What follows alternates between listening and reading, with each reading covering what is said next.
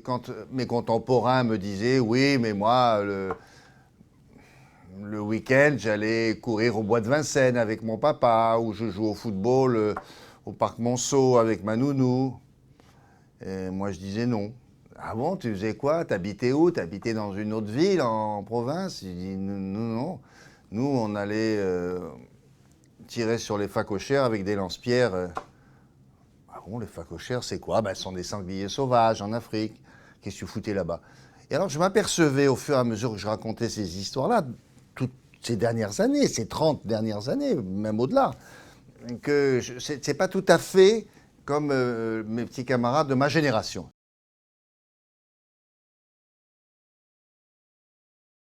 Mon frère, si vous voulez, pour vous le situer, c'est plutôt Marcello Mastroianni, c'est ce genre-là.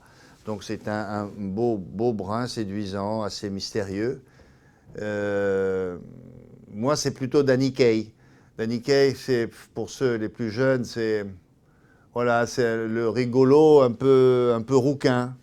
L'équivalent aujourd'hui de Danny Kaye, qui était un fantaisiste, je me souviens, il avait fait un film, c'est Le Roi des Fous, Le Fou des Rois. Et, et Danny Kaye savait aussi être tendre. Mais alors l'équivalent aujourd'hui d'un dingo qui savait tout faire, chanter, danser, bien sûr, jouer à la comédie. Jim Carrey aujourd'hui, ça serait ça. C'était ça mon genre de personnage que j'aimais beaucoup dans les films qu'on allait voir dans les années 50. Voilà.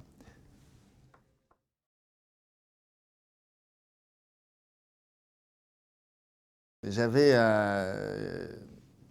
dans mes relations avec les gens une préférence pour les gens qui étaient plus mûrs que moi.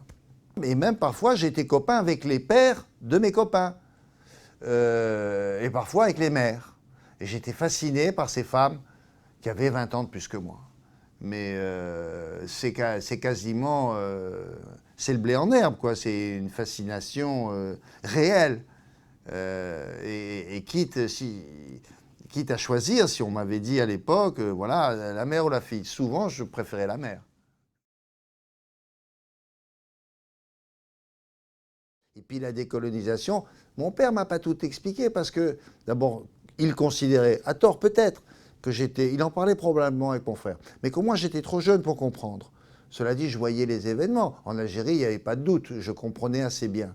Mais on a été les témoins de ça. Moi, j'avais la vision, encore une fois, la version basse, j'étais à hauteur d'enfant, et comment me parvenaient les rumeurs de la guerre d'Algérie, tout ce que j'en pouvais entendre, et quelles étaient mes relations avec le peuple noir. C'est pas pareil quand vous êtes un adulte blanc que quand vous êtes un petit enfant blanc.